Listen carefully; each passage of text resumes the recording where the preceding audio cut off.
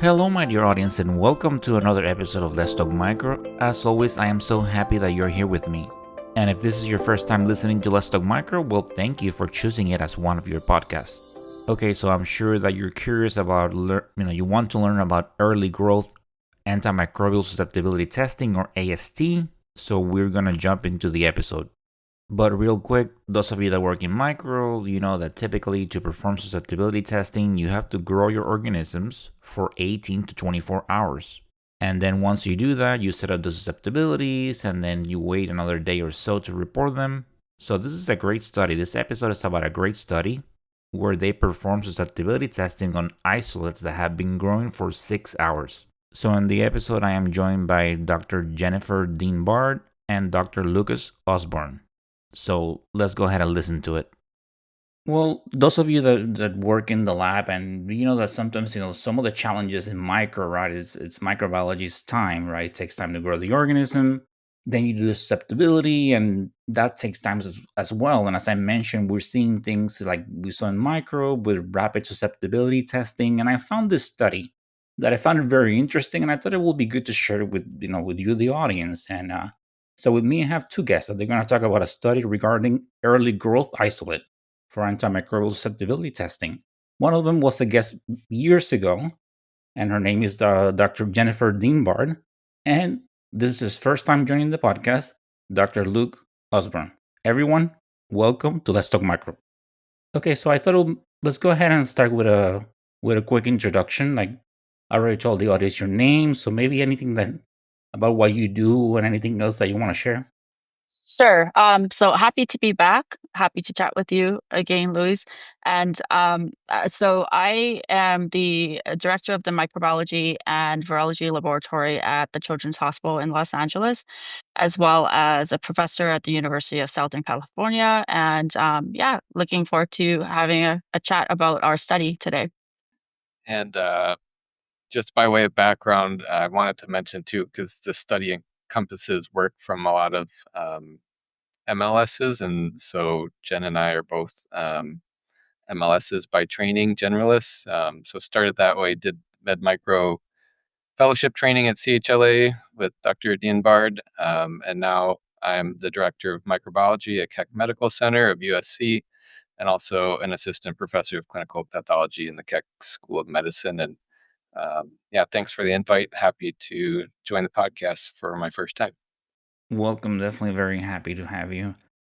So just real quick before you jump, so you said you train together, both of you? I was a med micro fellow under Lynn. Yeah, Okay, yeah, so that's always he, great. he was my boss for the last 2 years. Yeah,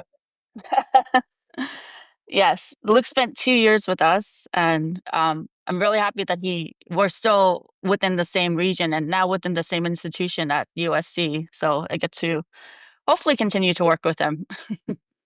Yeah, isn't that great in this community? And like sometimes you meet some people, and at one point in time, maybe they're your students, or you start as peers, and then you end up at some point in time, working back. It's just such a wonderful thing.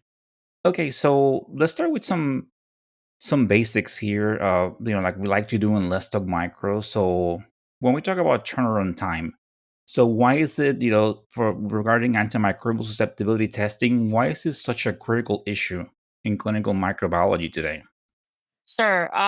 So susceptibility testing, if anything, is is so important because even with the identification, most of the clinicians are waiting for the susceptibility results to help guide them in determining whether the antibiotic the patient is on is appropriate, whether they need to escalate the drug or hopefully be able to de-escalate to a narrower drug and maybe a more appropriate drug. So microbiology is by no means ever considered fast, although we've made great strides in the coming years. But susceptibility is particular is still an area that we could use a lot of improvement on. Yeah, definitely. No, there's no denying that there has been a lot of changes. But yeah, as I like to mention sometimes, with the audience, that's one thing with microbiology, right? It's time, as we're doing our workups in the bench, we always have to keep that in mind that the actions that we take, it can cost us a day, or be careful if you're gonna sub that organism. Make sure you actually subbed it on the plate. You want to come out the next day and having an empty plate. Hey, it happens. We have a lot of things going, but at the end of the day, it's really about the time. So when it comes to this early growth, what was the motivation? And we definitely here are emphasizing time. So when it came to exploring this, what was the motivation behind this? Yeah, the motivation behind our study, I think, was just sort of a natural extension of a study that was led by Dr. Carrie Ann Burnham when she was at WashU, where they had evaluated early growth AST using disk diffusion testing. So basically, subculturing an organism and incubating it for 6 or 10 hours compared to the reference standard of 24 hours. Um, and in that study, they found, very good performance, both categorical and overall agreement. And so we wanted to sort of take that one step further and look at broth microdilution, and then also leveraging early growth AST on a commercial platform. For us, it was the BD Phoenix M50. Excellent, and shout out to Carrie Ann Burnham. She was very wonderful. And that study that you mentioned, yeah, they were actually a guest. I did an episode with them years ago. That was right before she moved to her current workplace. Okay, so just to get some context, like I mentioned, early growth. So in the context of the study, how do you define early growth, and how does that differ from, as I mentioned, your rapid diagnostics, and there's, we even see like direct from blood AST being performed. So how do you define that, and how does that differ from other techniques out there? Sure. Well, I will start with just a conventional approach for incubation of organisms before you can set up susceptibility testing. So traditionally, you need to incubate for 18 to 24 hours before you can even start setting up susceptibility testing. And this is what's recommended even from the CLSI, the M2 and the M7. This is common practice in all clinical laboratories is to incubate for 18 to 24 hours. The definition of early growth in that context is to shorten that 18 to 24 hours down to 6 hours. So being able to just incubate for 6 hours, which allows us to set up susceptibility so much quicker, which will then, of course, allow you to report out the results that much quicker. How that differs from the rapid diagnostics or direct from blood AST is, well, most rapid diagnostics, especially like PCRs or so, they only provide you with resistance markers.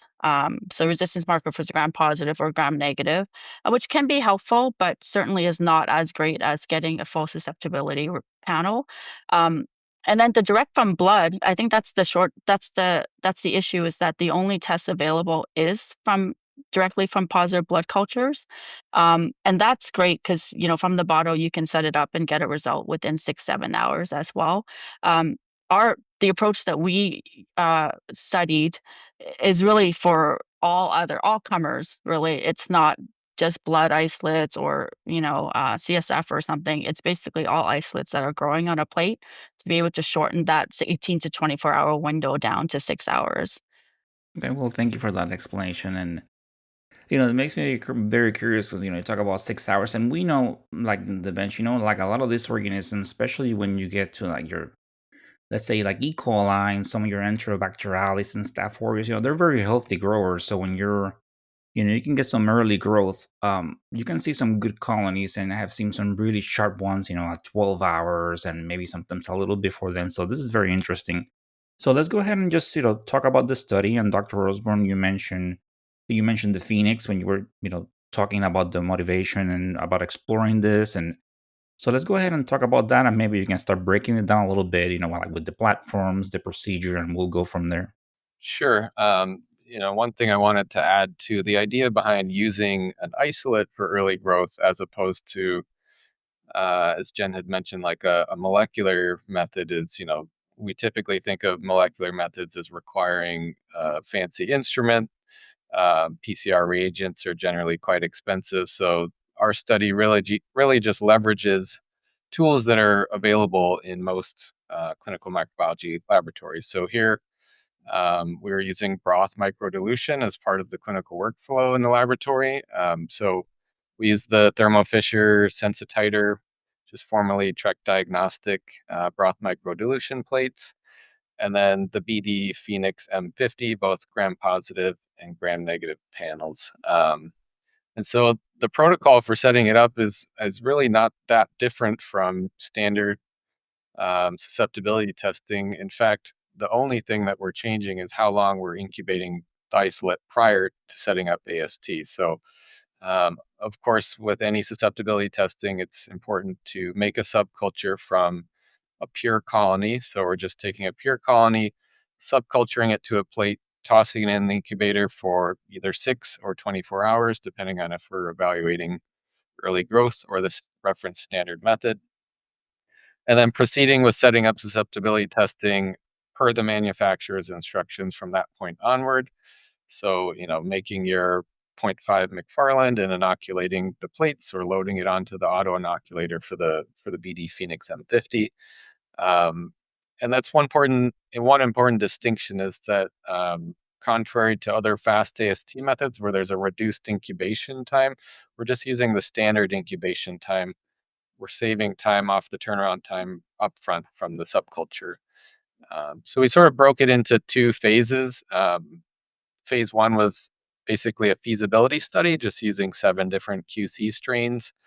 And we wanted to sort of break it into this phase 1 to determine, is this study worth pursuing further? Because as you can imagine, it's there's a financial consideration too, ordering the reagents for this study. So with QC bugs, 2 gram positive and 5 gram negatives, we saw 100% categorical agreement. So for us, that was sufficient evidence to proceed to test more clinical isolates. So we sort of broke it down into 4 categories: gram positive, gram negative, and then under those 2 umbrellas was the Phoenix and sensititer. So we had just shy of 50 clinical isolates, gram positive clinical isolates for the Phoenix and sensititer. And then for gram negative clinical isolates, we had 81 for the Phoenix and 61 for the sensititer. So as I had mentioned, you just make a subculture plate, 1 individual plate for the 6-hour and 1 for the 24-hour reference standard. Put it in the incubator with a timestamp and then set a timer, check back after 6 hours, and proceed with susceptibility testing just like you would for any other isolate. So that was sort of the bulk of the study. I will say, it sounds simple enough there, but basically this took almost 3 years to complete from start to finish. So it's just an absolutely massive team effort. And as you can imagine, there's a lot of data that needs to be compiled and analyzed after the fact. So. Yeah, and that's right. That's the challenge when you're trying to do studies, and right, we still have to serve our patients, and we continue our workflow, and like anything, right, we have our staffing and things like that. So sometimes working on projects, it can get delayed depending on what's going on because yeah, we're gonna just in an ideal world we just have enough staff to do that, and just that's not the reality for most facilities. We just have to keep serving our patients. Um, so do you have any when it comes to like selecting your clinical isolates? Were there any challenges? Um, yeah, definitely, and I think there were some challenges. I think the major challenge for us, especially being at a pediatric hospital, is that we fortunately do not see a huge number of resistant isolates. So it's combing through our repository to kind of gather enough sufficient isolates that cover the susceptibility patterns, but also resistance patterns for the gram negatives and the gram positives. Um, I think one of the other challenge that I would note, and we did mention in the manuscript as well, is, because we are looking at 6-hour incubation only, that there may be some organisms that just will not have sufficient growth to make that zero point 0.5 McFarlane at that time. So even in the study, we started with 142 clinical isolates, but ended up performing susceptibility on 130 isolates only. And some of the organisms that we found that we had issues with insufficient growth included, the staph species, um, the Enterococcus faecium, for example, and then even, surprisingly, even Proteus and Pseudomonas, there was a few that had that issue. So just something to be aware of, especially if there are laboratories that are looking at implementing this approach, is that there will be organisms that you encounter that you'll just have to incubate longer. Yeah, that's something that we see, and as I mentioned earlier, to put it in context for someone that's listening to this, and you have like a nice E. coli or something like that, and you sub it, and as I mentioned, you get that nice healthy grow, 12, 18 hours, whereas like for example, like a stenotrophomonas, it's a little bit of a slow grow. Achromobachter, sometimes you get those organisms that they will take longer to grow, so that's a reality. Okay. Okay. So when and then you did your study, and I'm for the audience, I will put a link to the study so you can read it in more detail. Um, so when it comes to some key findings, right, regarding like your essential and categorical agreement, what were some of those? Yeah, and just by way of background, as a reminder for the audience, to essential agreement, we're looking for the MIC plus or minus one doubling dilution from the reference method, and then categorical agreement would be the actual MIC interpretation, so susceptible, intermediate, resistant.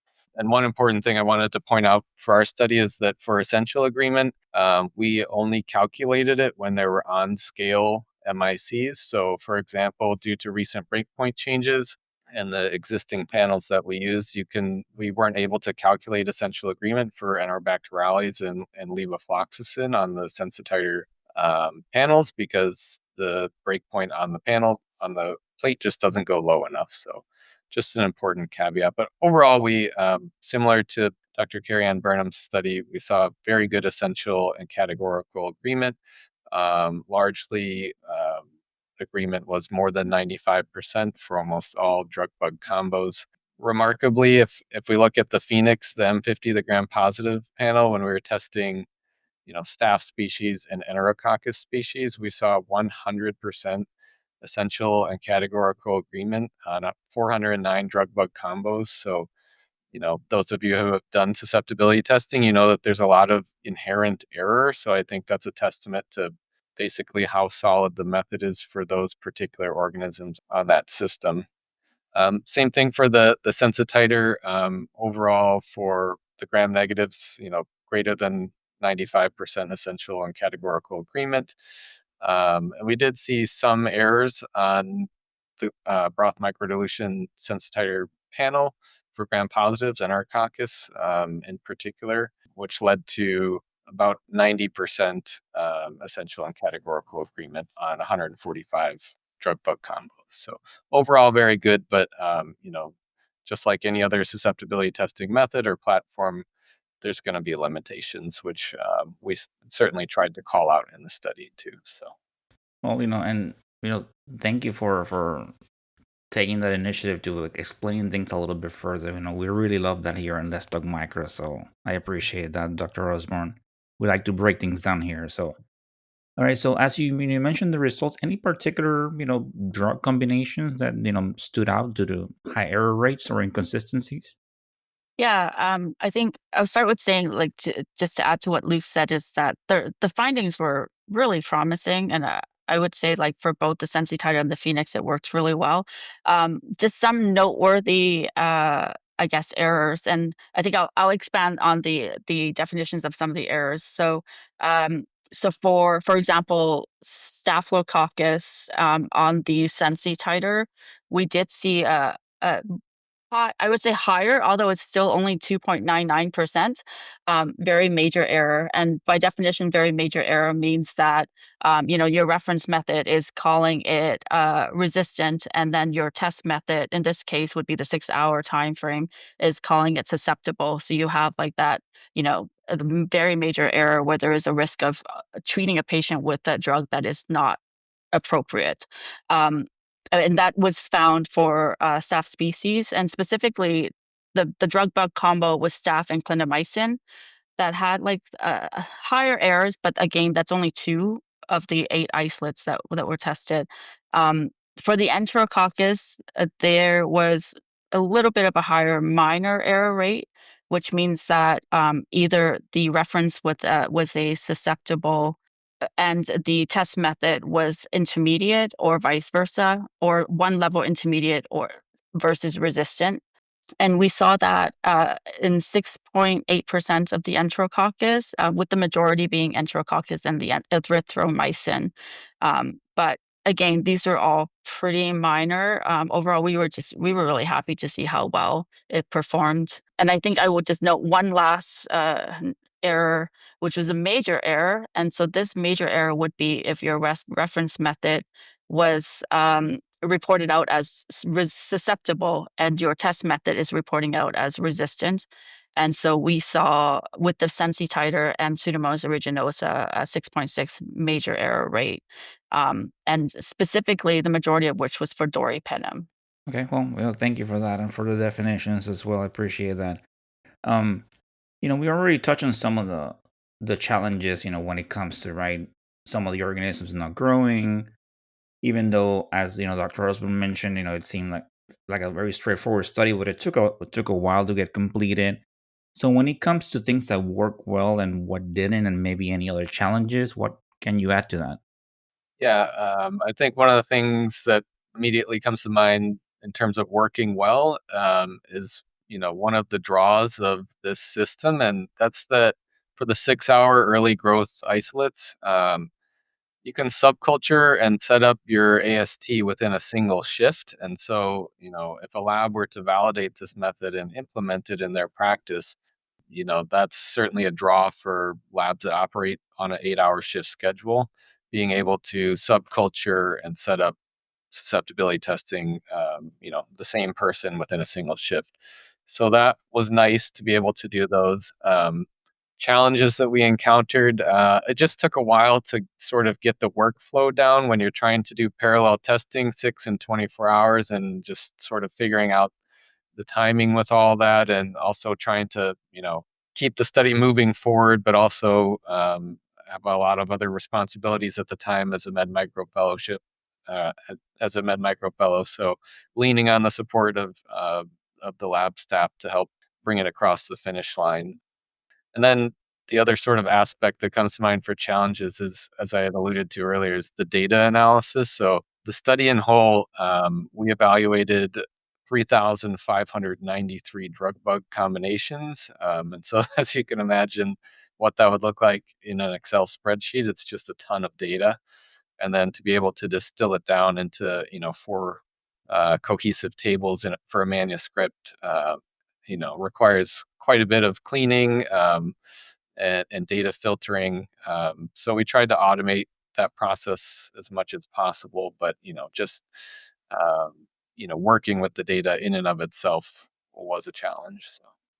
And then, of course, you're always going to any sort of susceptibility testing evaluation. You're going to run into the requirement to review and arbitrate discrepancies here and there. So just flagging those for real time review and arbitration was an important consideration as well. Yeah, Luke did an amazing job, and just a huge shout out to our clinical microbiology manager who was very supportive, and all the MLSs that worked on the study. Because, as you said, of course, clinical testing is priority. So just to be even having just their interest and support in conducting this large study within the clinical space was really great. So yeah, they were a huge shout out. Yeah, there you have it. And I second that. Shout out to all of the MLSs there, and great job. It's definitely challenging, but there's a whole bunch of us that we love getting involved in projects and working and expanding our knowledge and our skills and things like that. So when it comes to the study, it showed significant reduction in the turnaround time, and we know how critical it is, right, to get that susceptibility testing so the patient can get that proper treatment. We see that even in the bench, we can see like when how critical this is when working like blood cultures, and by the time you're done and you're gonna do some calls or things like that, your patient has expired already. So it's definitely very critical, right, getting that proper treatment when you have that infection. So anything else that that you can touch on, or what kind of clinical impact this could have in real world hospital settings?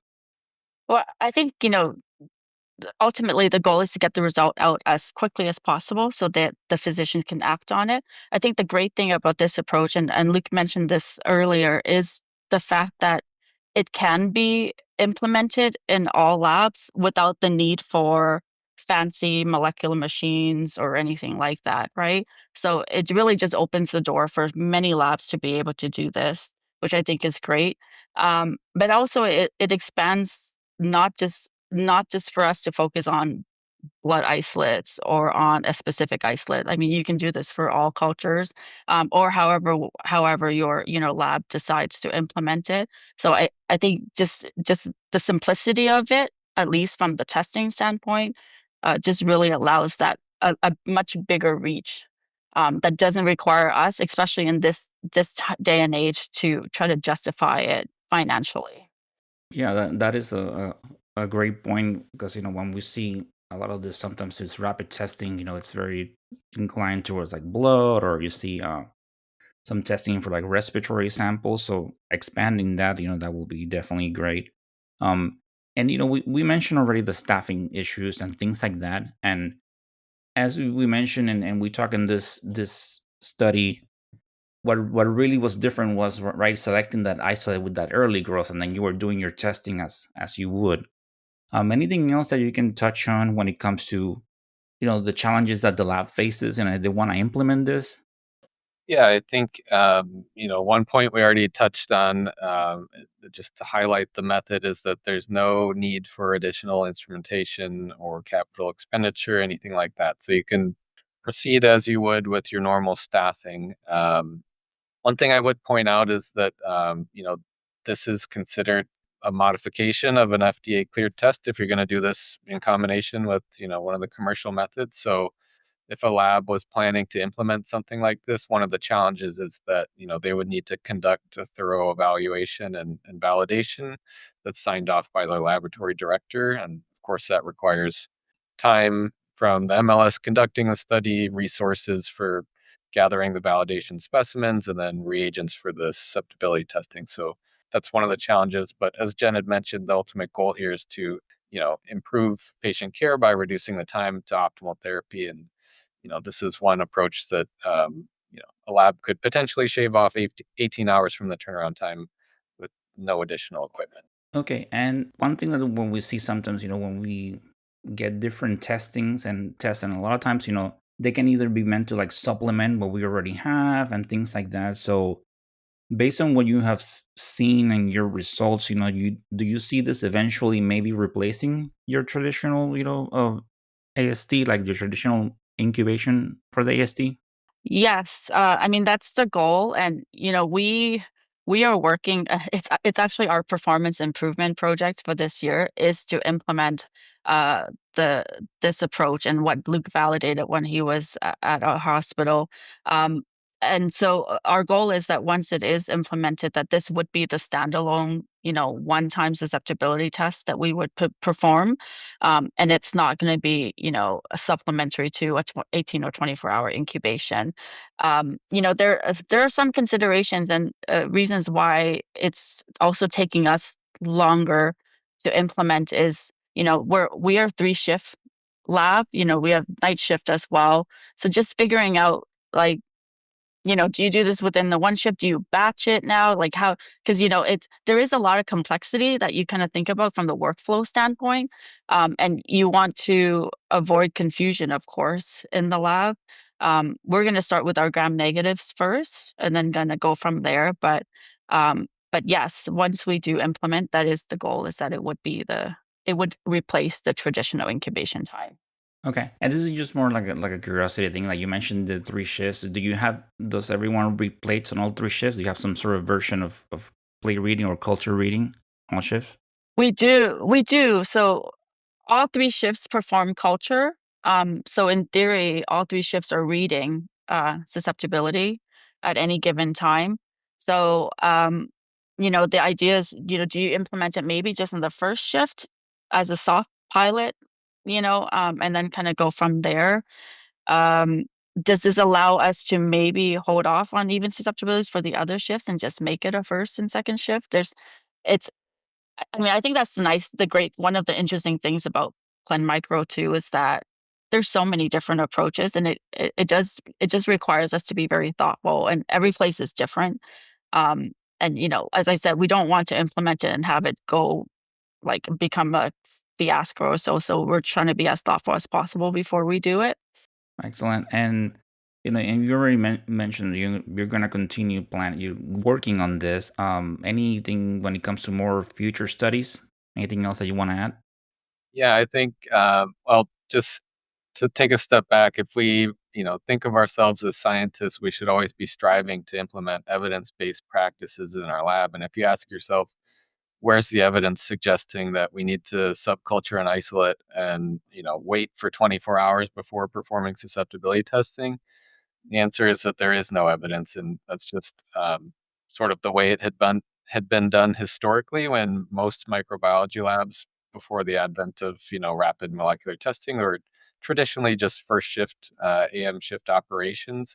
And so now that there's new evidence coming out from multiple different methods suggesting that hey, we don't actually need to wait, that would sort of be our motivation to reevaluate the state of the field. And so Jen is leading an ad hoc working group for the Clinical Laboratory Standards Institute, CLSI, to try and coordinate a multi-center study evaluating the performance of early growth AST. And the idea is that, with support from CLSI and a multi-center, very rigorous scientific evaluation of early growth AST, if the data suggests that, this method is indeed performing acceptably, that provides clinical laboratories with a guidance document to say that this is something you could consider validating in your own laboratory. So next step would be getting support for that multi-center CLSI study. I will add that Luke is also sorry, or add that Luke is also on the ad hoc working group for this, and we're hoping we can try to get started in the fall winter of this year. So it'll be exciting to see what the results show. And I'm looking forward to it. And definitely, if I see, I'll stay tuned. And if I see some more data out there, I will definitely invite you back or ask you if you want to come back and talk more about it.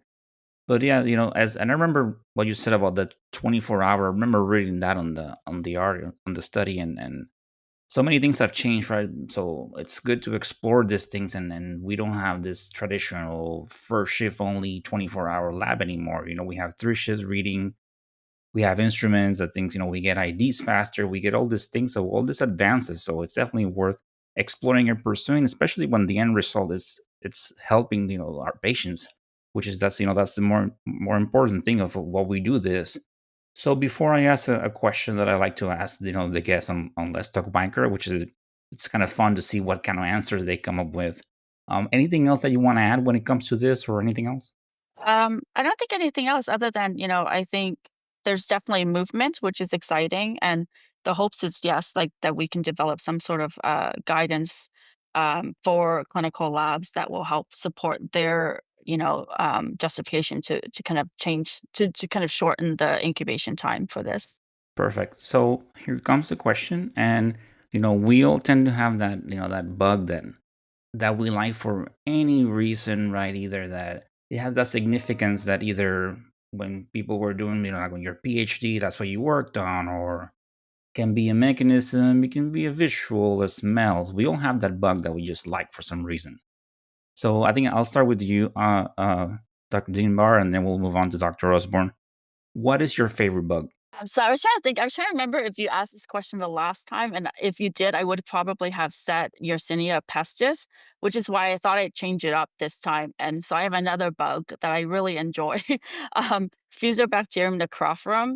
I think it's such an underappreciated organism, and yet it can cause such severe disease. So, it's attributed to causes of pharyngitis or retropharyngeal abscesses, but it also, more specifically, can cause Lemierre syndrome, which is that septic thrombolysis of the internal jugular vein, and without treatment, the mortality rate is in the 90%. So I think just how underappreciated, but also just how severe it can really cause illness in the patient. And then, honestly, under the microscope, it's just I think it looks very beautiful, very pleomorphic.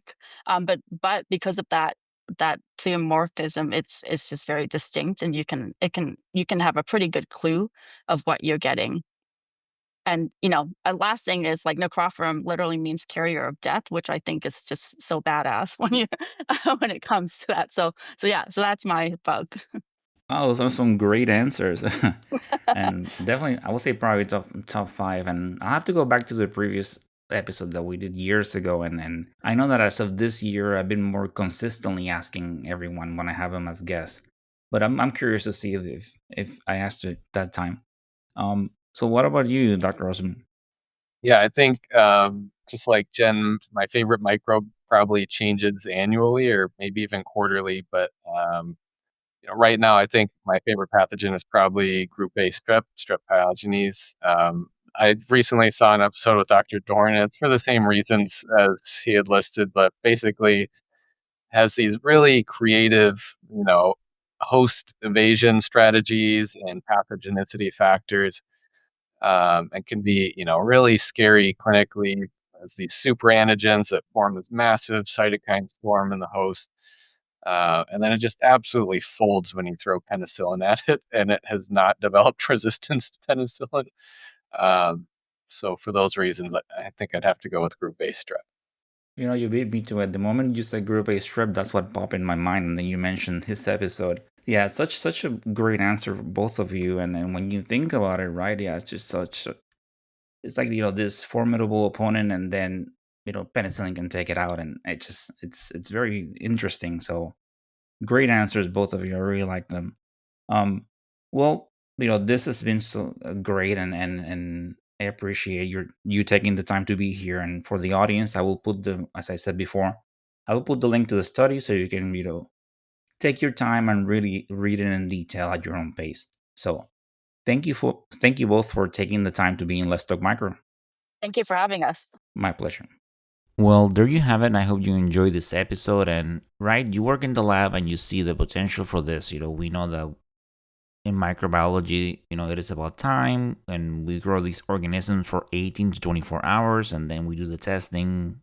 So this is something that has great potential, and that, if it works and we are able to provide those susceptibilities earlier, that's very beneficial to the patient. So thank you, Jen and Luke, for your work, and I wish you the best, and that you continue working on this, and I hope to hear some updates in the future.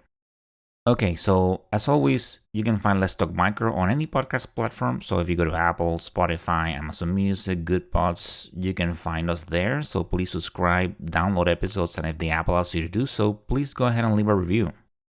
As far as socials, you can find us on Instagram, TikTok, YouTube, and Blue Sky Social as Let's Talk Micro, on X as Let's Talk Micro 1, LinkedIn as Luis Plaza. And of course, there's the website, which is letstalkmicro.com. So I invite you to check it out, subscribe. You can see episode updates, you can see resources for studying. So definitely check it out. And you can also send any feedback, any suggestions to letstalkmicro@outlook.com. And if you wish to support Let's Talk Micro, you can do so via Venmo or via Buy Me a Coffee, KOFI, both links available on the show notes. And if you're looking to learn more about antibiotics, please check out www.learnantibiotics.com and the Learn Antibiotics book, available on Amazon.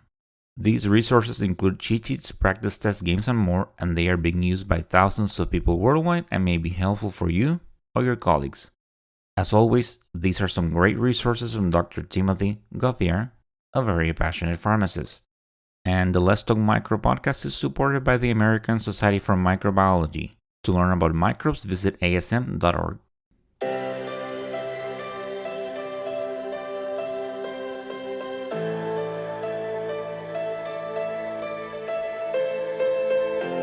And that, micro friends, is the end of this episode. So I hope you enjoy learning about early growth AST. As always, I enjoy sharing this information with you. So much potential. I'm looking forward to future studies. And hey, please continue bringing that passion to what you do. It's so important. You do such great work. Stay tuned. Great content coming your way. And by the way, Let's Talk Micro we're getting very close to crossing another download milestone. So here's what I invite you to do. On your favorite podcast player, please go and pick an episode and download it. Hey, if you want, download them all. So thank you so much for the support. As always, stay motivated, stay safe, and of course, continue talking micro. Until the next time. Bye.